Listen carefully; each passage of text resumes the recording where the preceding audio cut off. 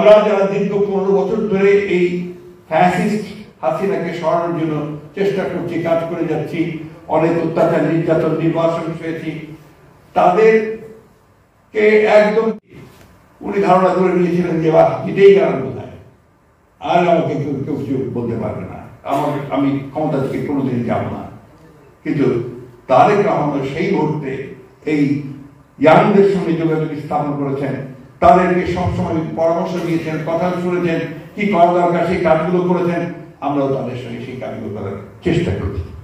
আজকাল অনেকে সেগুলো ভুলেই যায়, বোধহয় না, কেউ জানি না, এটা বলতে পারবে, কথা বলতে পারবো না। তো এই অবস্থাতে কিন্তু আমরা সবাই এই জায়গায় এসেছি। আজকে এখন এই মুহূর্তে তারেক রহমান সাহেবের প্রত্যেকটি বক্তব্য আপনারা লক্ষ্য করেন, প্রতিটি বক্তব্য হচ্ছে গঠনমূলক, কনস্ট্রাকটিভ, কোনো বিভক্তি সৃষ্টি করা নয়, কোনো অস্থিরতা সৃষ্টি করা নয়, নতুন কোনো ইস্যু তৈরি করে ক্রাইসিস সৃষ্টি করা নয়, একটা ইউনিটি, গোটা জাতির একটা ঐক্য সৃষ্টি করে গণতন্ত্রের যাওয়ার পথকে সুগম করার কথা তিনি বলছেন প্রতি মুহূর্তে, প্রতিদিন, সপ্তাহে। এটা আজকে খুব সচেতন ভাবে কেউ কেউ চেষ্টা করছেন এই বিষয়টাকে ভেঙে দেওয়ার, কেউ কেউ চেষ্টা করছেন দেশে অস্থিরতা এবং একটা, আমি সোজা কথা বলি, এনার্জি তৈরি করার, একটা নৈরাজ্য সৃষ্টি করার, এবং তার অনেকাংশে সফল হচ্ছে বিভিন্ন জায়গায়, যে কথাটা এসানো বলেছে। আমাদের প্রত্যেকের দায়িত্ব হবে যে ওই জায়গা থেকে সচেতন ভাবে এড়িয়ে আমরা যেন জনগণকে সঠিক পথে নিতে পারি।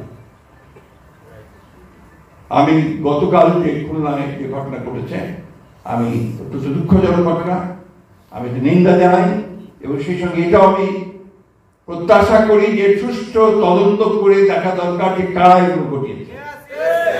এই বিষয়টা অবশ্যই হওয়া দরকার, কারণ আমরা যেন দেখছি সোশ্যাল মিডিয়াতে পরের দিকে এসছে যে শুরুটা কাকে দিয়ে হলো।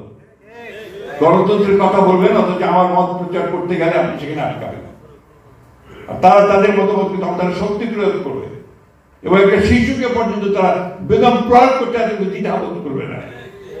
এই ধরনের মানসিকতা নিয়ে কিন্তু কখনোই বড় কিছু, মহৎ কিছু করা যাবে না। যারা তারেক রহমান সাহেব আমাদের নেতা, আমাদের আশা এবং এখনকার দিনে আমাদের ভরসা, আমরা সবাই অপেক্ষা করছি সেই মুহূর্তটার জন্য। আমার মনে পড়ছে একটি কথা, যে কথাটা বাংলাদেশ আরেকবার এইরকমই মানুষ অপেক্ষা করেছিল একজন নেতার জন্য। শেখ মুজিবুর রহমানের জন্য অপেক্ষা করেছিল 10ই জানুয়ারি তিনি যখন নামলেন তার আগের মুহূর্তে। আমরা কোনোদিন আওয়ামী লীগ করিনি, আওয়ামী লীগের মতকেও বিশ্বাস করি নাই, যুদ্ধ করেছি, কিন্তু তার উপর আস্থা ছিল না আমাদের। আমরাও সেদিন এই রেসকোর্স মডেলে এসে হাজির হয়েছি, আমাদের মধ্যে এই আশা ছিল যে তিনি আসলে দেশের বোধহয় সমস্যাগুলো কেটে যাবে এবং হবে। কিন্তু দুর্ভাগ্য আমাদের সেটা তো হয়নি, সেটা আরো ভয়ঙ্কর ভাবে একদলীয় শাসন ব্যবস্থায় চলে গেছে। তো এইভাবেও কিন্তু এখন আমরা অপেক্ষা করছি যেন তারেক রহমান সাহেবের জন্য, এবং আমাদের বিশ্বাস তারেক রহমান সাহেব যখনই আসবেন, এই দেশে পা রাখবেন, দেশের মধ্যে একটা অভূতপূর্ব ঐক্য সৃষ্টি হবে। এবং তিনি ইতিমধ্যে নিজেকে তৈরি করছেন যে আসার পরে তিনি কিভাবে এই দেশকে নেতৃত্ব দেবেন, এই জাতিকে নেতৃত্ব দেবেন। কারণ আমি এর মধ্যে 2 বার তার সঙ্গে আমার দেখা হয়েছে, আমি লন্ডনে গিয়ে তার সঙ্গে দেখা করেছি, ওয়াশিংটনে তার সঙ্গে কথা হয়েছে, এবং আমার স্থির বিশ্বাস জন্মেছে যে আমরা সত্যিকার অর্থে সঠিক নেতৃত্বে জাতি যাচ্ছে, যিনি আমাদেরকে পথ দেখাতে সক্ষম।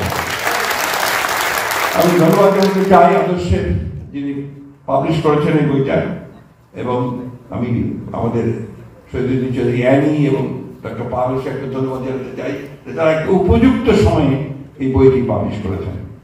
এটা এই মুহূর্তে এই বইটার খুব দরকার ছিল, প্রয়োজন ছিল।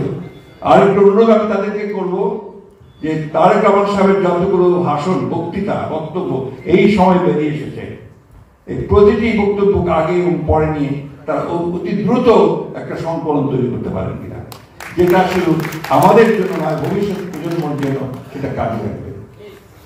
আমি বক্তব্য দীর্ঘ করবো না। আমরা একটা ট্রানজিশনাল পিরিয়ড অতিক্রম করছি। এই ট্রানজিশনাল পিরিয়ডটা অতিক্রম করতে আমার মাঝে মাঝে খুব কষ্ট হয়, মাঝে মাঝে বলেই ফেলি যে ভেবেছিলাম হাসিনা পালিয়ে গেল, চলে গেল, এখন বোধহয় একটু শান্তিতে ঘুমাবো, শান্তিতে থাকবো, আর ঝগড়াঝাটি করতে হবে না, কথাও কারোর বিরুদ্ধে কিছু বলতে হবে না। কিন্তু বিধিবাম আমাদেরকে আবার কথা বলতে হচ্ছে, আবারও আমরা ভাবছি যে কবে আবার কবে তুলে নিয়ে যাবে, নবরী নবুজ। কিন্তু এইবার আমার বিশ্বাস যে আমাদের ইয়াং জেনারেশন যেভাবে এগিয়ে এসছে, আমাদের ছাত্রদল যেভাবে এগিয়ে এসছে, আমাদের বিভিন্ন স্তরের নেতারা যেভাবে এগিয়ে আসছে, তাতে করে এই ঐক্য আরো সুদৃঢ় হবে এবং এখানে কেউই আমাদেরকে আমার দুঃখ হয়, খুব কষ্ট হয় যখন আমি দেখি যে আমাদের অত্যন্ত দায়িত্বশীল লোকেরা তারা এমন এমন কথা বলে যে যেখানে বিভাজন সৃষ্টি হয়। আরেকটি কথা আমি অনুরোধ করবো সবাইকে, অল কনসার্ন, দয়া করে কেউ দায়িত্বহীন কথাবার্তা বলবেন না, এমন কোনো কথা বলবেন না যে কথার জন্য জাতি আবার বিভক্ত হবে, এমন কিছু কথা বলবেন না যাতে এই যে জুলাই আগস্টের কথা আপনারা বলছেন, সেই জুলাই আগস্টের যে অর্জন, সেই অর্জন সম্পূর্ণভাবে ব্যর্থ হয়ে যাবে, সেটা যেন না হয়। আমার দুঃখ হয় যখন আমি দেখি যে অত্যন্ত দায়িত্বশীল লোকেরা দায়িত্বশীল পদে থেকে এমন এমন কথা বলেন যে কথাগুলো আবার আমাদেরকে বিভক্তির দিকে নিয়ে যায়।